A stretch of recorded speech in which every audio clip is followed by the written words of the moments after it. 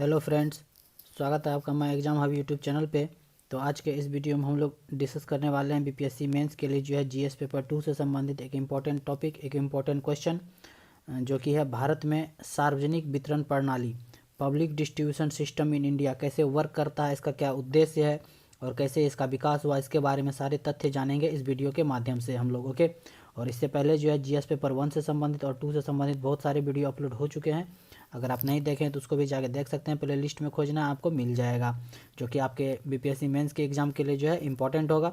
यदि आप चैनल पर नए हैं तो सब्सक्राइब कर लीजिएगा और अपने दोस्तों के साथ जो है ज़्यादा से ज़्यादा शेयर कर दीजिएगा, ताकि ज़्यादा से ज़्यादा लोग इस वीडियो का बेनिफिट उठा सके और जो हमको आप सपोर्ट इससे हमको मिल सके। ओके, तो चलिए डिस्कस करते हैं, देखते हैं इस टॉपिक के बारे में क्या इंपॉर्टेंट सारे फैक्ट हैं भारत में सार्वजनिक वितरण प्रणाली public distribution system in India. देखते हैं सबसे पहले क्या है इसमें। सार्वजनिक वितरण प्रणाली जो है पीडीएस जिसको बोलते हैं शॉर्ट फॉर्म में, एक खाद्य सुरक्षा प्रणाली है। क्या है? एक खाद्य सुरक्षा प्रणाली है, जो भी खाने पीने का चीज़ है उसके सुरक्षा के लिए है, जिसे भारत सरकार द्वारा उपभोक्ता मामले एवं खाद्य एवं सार्वजनिक वितरण मंत्रालय के तहत स्थापित किया गया है। पूछेगा कि पीडीएस सिस्टम जो है किस मंत्रालय के तहत स्थापित किया गया, तो ये है उपभोक्ता मामले का मंत्रालय, खाद्य एवं सार्वजनिक वितरण मंत्रालय के तहत जो है ये पीडीएस सिस्टम सार्वजनिक वितरण प्रणाली स्थापित किया गया। इस बात का आपको ध्यान रखना है। यह सस्ती कीमतों पर खाद्यान्न वितरित करके भोजन की कमी के प्रबंधन की प्रणाली के रूप में विकसित हुई है। सस्ती कीमत पे क्या करता है ये? खाद्यान्न का वितरण जो है वो सस्ती कीमत पे करता है और भोजन की कमी के प्रबंधन की प्रणाली के रूप में एक विकसित किया गया है इसको पीडीएस सिस्टम को। कम दाम पे जो है इसमें अनाज वगैरह जो मिलता है। पीडीएस के तहत जो है वितरण के लिए गेहूं, चावल, चीनी और केरोसिन जैसे वस्तुओं को राज्यों और संघ राज्य क्षेत्रों को आवंटित किया जाता है। क्या सब चीज़ मिलता है पीडीएस के तहत? गेहूं मिलता है, चावल मिलता है, चीनी मिलता है, केरोसिन जैसे वस्तुएं और भी बहुत सारे वस्तुएं हैं जो कि कम कीमत पर जो है लोगों को दिया जाता है। ओके, इस बात का आपको ध्यान रखना है। सामूहिक उपभोग की अतिरिक्त वस्तुएं जैसे दालें, खाद्य तेल, आयोडाइज नमक, मसाले इत्यादि भी कुछ राज्यों और संघ क्षेत्रों द्वारा पीडीएस आउटलेट्स के माध्यम से वितरित किए जाते हैं। चावल गेहूं के अलावा जो है दाल हो गया, खाद्यान्न तेल हो गया, आयोडाइज नमक हो गया, मसाले वगैरह जो हैं ये भी वितरित किए जाते हैं बहुत सारे संघ राज्यों में। इसके संचालन के लिए केंद्र और राज्य दोनों सरकारें संयुक्त रूप से उत्तरदायी है। इसको संचालन करने के लिए, इसको पूरा इसके ऊपर खड़े उतरने के लिए जो है संचालन ढंग से करने के लिए राज्य सरकार और जो है केंद्र सरकार, दोनों सरकार के संयुक्त रूप से जो है इसके लिए उत्तरदायी है। केंद्र सरकार क्या करती है? खरीद करती है, भंडारण करती है, परिवहन करती है, और राज्य सरकार को जो है खाद्यान्न की थोक आवंटन के लिए उत्तरदायी है और इसको सही ढंग से जो है वितरित करने का कार्यभार है। यह भारतीय खाद्य निगम एफसीआई की सहायता से, फूड कॉरपोरेशन ऑफ इंडिया की सहायता से जो है किया जाता है। ये राज्य सरकारों के संचालन की जिम्मेदारियां हैं, जैसे योग्य परिवारों की पहचान करना, राज्य के भीतर आवंटन करना, राशन कार्ड जारी करना और उचित मूल्य दुकानों, एफपीएस आदि के कार्यों की निगरानी रखना। उचित दाम पे जो है सभी को, जो भी योग्य परिवार है जो इसके लिए एलिजिबल है, जिसको दिया जाता है फ्री में राशन, राज्य के भीतर जो भी राशन कार्ड जारी करना वगैरह सब जो है ये करता है एफसीआई की मदद से। राज्य सरकार जो है पूरी तरह से पीडीएस सिस्टम संचालित करती है, लेकिन केंद्र सरकार से जो है, केंद्र सरकार जो वो खरीद करती है, भंडारण करती है और परिवहन करके देती है राज्य सरकार को, और राज्य सरकार जो है इसको क्या करती है? लोगों में वितरित करती है, उसको अच्छे ढंग से सभी के पास पहुंचे ढंग से। इसलिए ये जिम्मेदारी जो है राज्य सरकार को दिया गया, तो इसलिए दोनों का भागीदारी है इस पीडीएस सिस्टम में। ओके, उम्मीद करते हैं यहाँ तक आपको समझ में आ गया होगा। चलिए आगे देखते हैं भारत में जो है पीडीएस का विकास कैसे हुआ। सार्वजनिक वितरण प्रणाली पीडीएस को द्वितीय विश्व युद्ध के दौरान युद्धकालीन राशनिंग उपाय के रूप में शुरू किया गया था। 1960 के दशक से पहले पीडीएस के माध्यम से खाद्यान्न का वितरण आमतौर पर आयात पर निर्भर करता था। किस पे निर्भर करता था? 1960 के दशक से पहले आयात पे निर्भर करता था पीडीएस के माध्यम से खाद्यान्न। 1960 के दशक से सरकार ने पीडीएस के लिए खाद्यान्नों की घरेलू खरीद और भंडारण में सुधार हेतु कृषि मूल्य आयोग और एफसीआई भारतीय खाद्य निगम की स्थापना की। 1960 के बाद जो है ये सारे संगठन एफसीआई का जो है गठन किया गया। खाद्यान्न फसल घरेलू खरीद और भंडारण में कृषि मूल्य योग पर जो हो सके, इसलिए जो पीडीएस का स्थापना किया गया, इसको बढ़ाया गया आगे काम इसका। उस समय यह भारत में भोजन की कमी के जवाब में सरकार द्वारा उठाया गया एक कदम था। उस टाइम जो है खाने की बहुत कमी थी, इसलिए जो है कृषि जो भी भंडारण था खरीदता था उसको भंडार करके रखता था बाद के लिए। जो भी सरकार इस तरह से पीडीएस सिस्टम का जो है डेवलप होते चल गया। एफसीआई भारतीय खाद्य निगम के साथ मिलकर ऐसा स्टार्ट किया। पीडीएस जो है 1970 के दशक तक सब्सिडी छूट वाले भोजन के वितरण के लिए एक सार्वभौमिक योजना के रूप में विकसित हुआ। यह 1992 तक किसी भी विशिष्ट लक्ष्य के बिना सभी उपभोक्ता के लिए एक समान पात्रता योजना थी। ओके, इस बात का आपको ध्यान रखना है। सरकार 1992 में पुनरुत्थान सार्वजनिक वितरण प्रणाली को फिर से शुरू किया। इसका उद्देश्य पीडीएस को मजबूत करना, सुव्यवस्थित करना तथा दूरदराज और दुर्गम क्षेत्रों में इसकी पहुंच को बेहतर बनाने में मदद करना था। तो ये था पीडीएस का कुछ उद्देश्य। भारत सरकार ने 1997 में गरीबों पर ध्यान केंद्रित करने के लिए लक्षित सार्वजनिक वितरण प्रणाली टीपीडीएस की शुरुआत की। लाभार्थियों को 2 श्रेणियों में विभाजित किया गया था, गरीबी रेखा से नीचे के परिवार और या बीपीएल, और गरीबी रेखा या ऊपर के परिवार या एपीएल। 2 परिवारों में बांट दिया गया, 2 कैटेगरी में बांट दिया गया। तो गरीब पर जो है ध्यान केंद्रित करके जो है इस वितरण प्रणाली को शुरुआत किया गया 1997 में। बीपीएल आबादी के सबसे गरीब के वर्गों के बीच भूख को कम करने के उद्देश्य से टीपीडीएस लक्ष्य बनाने के लिए 2000 में अंत्योदय अन्न योजना की शुरुआत की गई। बीपीएल परिवार में जो है जितने भी गरीब लोग हैं उसके भूख की पूर्ति करने के लिए, भूख को कम करने के उद्देश्य से जो है ये टीपीडीएस लक्ष्य को बनाने के लिए जो 2000 में ईस्वी में जो है अंत्योदय अन्न योजना शुरू किया गया। राष्ट्रीय खाद्य सुरक्षा अधिनियम 2013 में संसद द्वारा अधिनियमित किया गया कि गरीब परिवारों के लिए कानूनी हकों के रूप में खाद्यान्न वितरण करने के लिए यह भोजन के अधिकार को न्यायसंगत अधिकार बनाता है। भारत राष्ट्रीय खाद्य सुरक्षा अधिनियम 2013 के तहत जो है संसद में अधिनियमित करके ऐसा किया गया। ओके, इस बात का आपको ध्यान रखना है। तो इस तरह से पीडीएस सिस्टम का विकास हुआ। अब देखते हैं वितरण प्रणाली के क्या उद्देश्य हैं। यह राष्ट्र में खाद्य और पोषण सुरक्षा सुनिश्चित करने में मदद करता है। जो भी राष्ट्र में खाद्य है और पोषण है उसकी सुरक्षा को सुनिश्चित करने के लिए ये उद्देश्य मदद करता है। न्यूनतम समर्थन मूल्य और खरीद की प्रणाली से अनाज उत्पादन की वृद्धि में योगदान करने में मदद मिली है। यह खाद्य कीमतों को स्थिर करने और उन्हें गरीबों में सस्ती कीमतों पर उपलब्ध कराने में मदद करता है। जो भी खाद्य कीमत है उसको स्थिर रहे ताकि गरीब जो है सस्ती कीमतों पर जो है इसको खरीद सके और गरीब तक ये सही दाम पे पहुंच सके कम कीमत पर। यह गोदाम में खाद्यान्न के अतिरिक्त भंडारण को बनाए रखने में भी मदद करता है ताकि कम कृषि खाद्य उत्पादन की अवधि के दौरान भी भोजन उपलब्ध रहे। जब भी कमी शॉर्टेज महसूस हो उस टाइम भी जो है कृषि खाद्य उत्पादन जो है वो अच्छे ढंग से मौजूद रहे हमारे गोदाम वगैरह में, इसलिए जो इसका अतिरिक्त भंडारण करने में मदद करता है ये सिस्टम। इसने देश के अधिशेष क्षेत्रों से भोजन की कमी वाले क्षेत्रों में खाद्य आपूर्ति करके जो है अनाज में पुनर्वितरण में मदद करी है। अब देखते हैं पीडीएस के कार्य क्या हुआ। तो उद्देश्य थे पीडीएस जो है केंद्र और राज्य सरकारें पीडीएस के तहत चिन्हित लाभार्थियों को खाद्यान्न उपलब्ध कराने की जिम्मेदारी साझा करती है। केंद्र और राज्य सरकार दोनों मिलकर जो है ऐसे परिवार को, ऐसे लाभार्थियों को चिन्हित करती है जिसको लाभ होना चाहिए, जिसको मिलना चाहिए, जो नीडी है, जरूरतमंद को मिलना चाहिए। ऐसा जो है खाद्यान्न उपलब्ध कराने की जिम्मेदारी है दोनों का साझा रूप से। केंद्र सरकार किसानों से सीधे न्यूनतम समर्थन मूल्य पर खाद्यान्नों की खरीद करती है। इसे केंद्रीय निगम कीमतों पर विभिन्न राज्यों को बेचा जाता है। यह प्रत्येक राज्य में गोदामों में खाद्यान्न के परिवहन के लिए भी जिम्मेदार है। राज्यों के पास इन गोदामों से राज्य के प्रत्येक उचित मूल्य की दुकान, राशन की दुकान तक खाद्यान्न पहुंचाने की जिम्मेदारी है। और राज्य के पास जो जिम्मेदारी है गोदाम से लेके जहां भी पब्लिक डिस्ट्रीब्यूशन का सिस्टम है, जहां पे राशन का दुकान है जिसको बांटने के लिए रखा गया है, तो वहां तक पहुंचाने की जिम्मेदारी राज्य सरकार के पास है, राज्यों के पास है। लाभार्थियों को खरीदने खाद्यान्न इन उचित मूल्य के दुकानों में कम केंद्रीय मुद्दा कीमत पर, और कई राज्यों लाभार्थियों को बेचने से पहले खाद्यान्न की कीमतों में सब्सिडी देते हैं। ओके, इस बात का आपको ध्यान रखना है।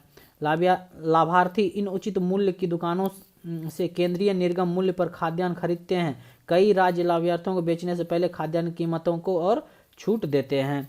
अब देखते हैं आगे भारत में जो है पीडीएस प्रणाली से जुड़े कौन कौन से मुद्दे हैं। खरीद के साथ कौन सा मुद्दा है। सभी आवक अनाज स्वीकार किए जाते हैं भले ही बफर स्टॉक भरा हो जिसमें बाजार की कमी पैदा होती है। खाद्यान्नों की कमी हो जाती है। कभी टीपीडीएस राशन की दुकानों से परिवहन के दौरान खुले और बाजार में परिवहन के दौरान खाद्यान्नों का रिसाव होता है। योजना आयोग ने अपनी रिपोर्ट में अखिल भारतीय स्तर पर पीडीएस चावल और गेहूं का 36% रिसाव पाया है। एफपीएस राशन मालिकों द्वारा परिवहन लीकेज प्लस ब्लैक मार्केटिंग वगैरह होता है। तो ये बहुत सारे इंपॉर्टेंट जो है मुद्दे हैं पीडीएस से जुड़े। खाद्यान्नों कमी हो जाता है, खरीद के साथ मुद्दा है।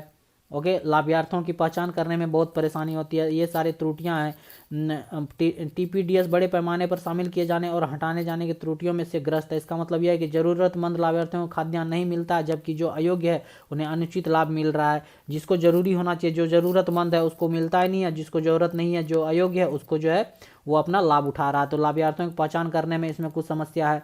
भंडारण के साथ भी मुद्दा है। नियंत्रक एवं महालेखा परीक्षक केक के द्वारा कहा गया है कि खाद्य पदार्थों के निष्पादन की समीक्षा में सरकार की भंडारण क्षमता में गंभीर कमी का उल्लेख किया है। भंडारण का तरीका भी ढंग से नहीं है, भंडारण का जो है कमी है भंडारण क्षमता में। ओके, इस बात का आपको ध्यान रखना है। ये सारे मुद्दे हैं। पर्यावरण के मुद्दे हैं। क्या मुद्दे हैं? आत्मनिर्भरता प्राप्त करने के लिए ज़्यादा जोर देने और खाद्यान्न में अधिशेष को पर्यावरणीय रूप से अस्थिर पाया गया है, क्योंकि वे जल गहन प्रक्रिया है। पंजाब और हरियाणा जैसे खरीद राज्य गंभीर पर्यावरणीय तनाव में है, जिसमें भूजल की तेजी से कमी आ रही है। उर्वरकों के अधिक उपयोग से मिट्टी और पानी की स्थिति में गिरावट शामिल है। यह भी पाया गया कि उत्तर पश्चिम भारत में चावल की खेती के कारण इस क्षेत्र में वाटर लेवल भूजल के काफ़ी नीचे चला गया। तो पर्यावरण से जुड़े भी मुद्दे हैं इस पे, क्योंकि पर्यावरण पर ही सारा चीज़ निर्भर करता है।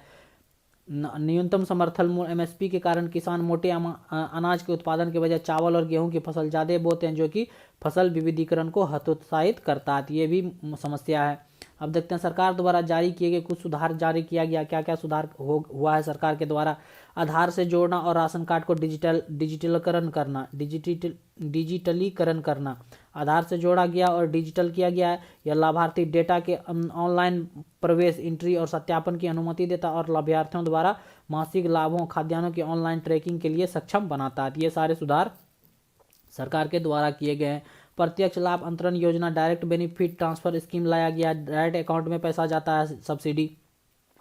डीबीटी योजना के तहत लाभार्थियों के खाते में नगद राशि खाद्यान्न सब्सिडी घटक के बदले हस्तांतरित की जाती है। वे बाजारों से कहीं से भी खाद्यान्न खरीद सकते हैं। इस मॉडल को लेने के लिए लाभार्थियों के डेटा और आधार कार्ड, बैंक खाते विवरणों का पूर्ण डिजिटलीकरण आवश्यक है। तो डायरेक्ट ये भी किया गया है। कंप्यूटरीकृत उचित मूल्य की दुकानें, जो भी कंप्यूटरीकृत उचित मूल्य की दुकानें वहाँ से यह राशन कार्ड स्वैप करने के लिए पॉइंट ऑफ सेल उपकरण स्थापित करने के लिए किया जाता है। इससे लाभार्थियों को प्रमाणित करने और परिवार को दिए जाने वाले अनुदानित अनाज की मात्रा को रिकॉर्ड करने में मदद मिलेगा। तो ये सारे जो हैं सरकार के द्वारा स्टेप लिए गए हैं, सुधार किए गए हैं।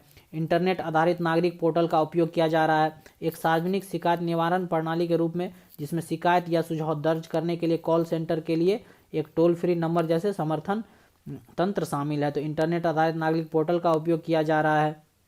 जीपीएस तकनीक का उपयोग किया जा रहा है। खाद्यान्नों को ले जाने वाले ट्रकों की आवाजाही पर निगरानी रखने के लिए जीपीएस तकनीक का उपयोग किया जा रहा है, ताकि जो है चोरी रोका जा सके। अतिरिक्त भंडारण जो घपला होता था, धांधली होता था, ब्लैक मार्केटिंग होता था, उसको रोका जा सके। एसएमएस का सुविधा दिया गया है। एसएमएस आधारित निगरानी किया गया। यह नागरिकों द्वारा स्वयं निगरानी की अनुमति देता है, क्योंकि वे अपने मोबाइल नंबर पंजीकृत कर सकते हैं और टीपीडीएस वस्तुओं के प्रेषण और आगमन के दौरान एसएमएस अलर्ट भेज या प्राप्त कर सकते हैं। तो ये सारे जो है स्टेप सरकार के द्वारा, ये सारे सुधार जो है किए गए हैं सरकार के द्वारा। उम्मीद करते हैं यहाँ तक आपको समझ में आ गए होंगे। अब देखते हैं वे फॉरवर्ड, भावी दिशा, आगे क्या कर सकते हैं और क्या उसमें सुधार कर सकते हैं। सार्वजनिक वितरण प्रणाली पीडीएस सरकार के सबसे बड़े कल्याणकारी कार्यक्रम में से एक है, जो किसानों को परिसारमिक कीमतों पर उनके उत्पाद को बेचने में मदद करता है। यह समाज के गरीब वर्गों को सस्ती दरों पर अनाज खरीदने में भी मदद करता है। ये समाज के गरीब वर्गों को सस्ती दर पर जो है अनाज खरीदने में मदद करता है और किसान के पारिश्रमिक कीमतों को उनके उत्पाद को बेचने में भी मदद करता है। ये भारत सरकार का जो है सबसे बड़े कल्याण कार्यक्रमों में से एक है। ये इसकी प्रभावशीलता को प्रौद्योगिकी आधारित समाधानों द्वारा बढ़ाया जा सकता है। प्रत्यक्ष लाभ अंतरण योजना, डायरेक्ट बेनिफिट ट्रांसफर, डीबीटी की ओर से हस्तांतरण एक और विचार है, लेकिन सावधानी के साथ। भारतीय रिजर्व बैंक ने राज्य के वित्त पर अपने रिपोर्ट में उन राज्यों को सलाह दी है जो अधिक हस्तांतरण के नगद हस्तांतरण को हस्तांतरित करने की योजना बना रहे हैं। पूरी प्रक्रिया में कंप्यूटरीकृत से प्रक्रिया में पारदर्शिता आएगी, या काफ़ी हद तक खाद्यान्नों के रिसाव और विचलन को रोकने में मदद कर सकता है। आम जनता के पोषण स्तर को बढ़ाने के लिए पीडीएस के माध्यम से जैसे जैव फोर्टिफाइड खाद्यान्न पदार्थों को वितरित किया जाना चाहिए। यह भारत में प्रचलित कुपोषण की पृष्ठभूमि में इसे और अधिक प्रासंगिक बना देगा। आम जनता को जो है पोषण स्तर बढ़ाने के लिए जो है पीडीएस के माध्यम से फोर्टिफाइड, जैसे जैव फोर्टिफाइड पदार्थ, जो खाद्य पदार्थ जो वितरित किया जा सके, ताकि उसमें प्रचुर मात्रा में सब चीज़ मिल सके और जो है कुपोषण के प्रति जो है इंडिया लड़ सके। ओके ढंग से इसको पोषण मिल सके आम जनता को। तो इसलिए ये सारे स्टेप लिए जा सकते हैं। रिसाव को बंद करने का प्रयास भी समय की आवश्यकता है। समय के साथ साथ जो है जो भी रिसाव हो रहा है, जो भी धांधली हो रहा है, उसको रोका जा सकता है। सभी कार्यान्वयन अधिकारियों की क्षमता निर्माण और प्रशिक्षण मौजूद टीपीडीएस प्रणाली को मजबूत करने में मदद कर सकता है।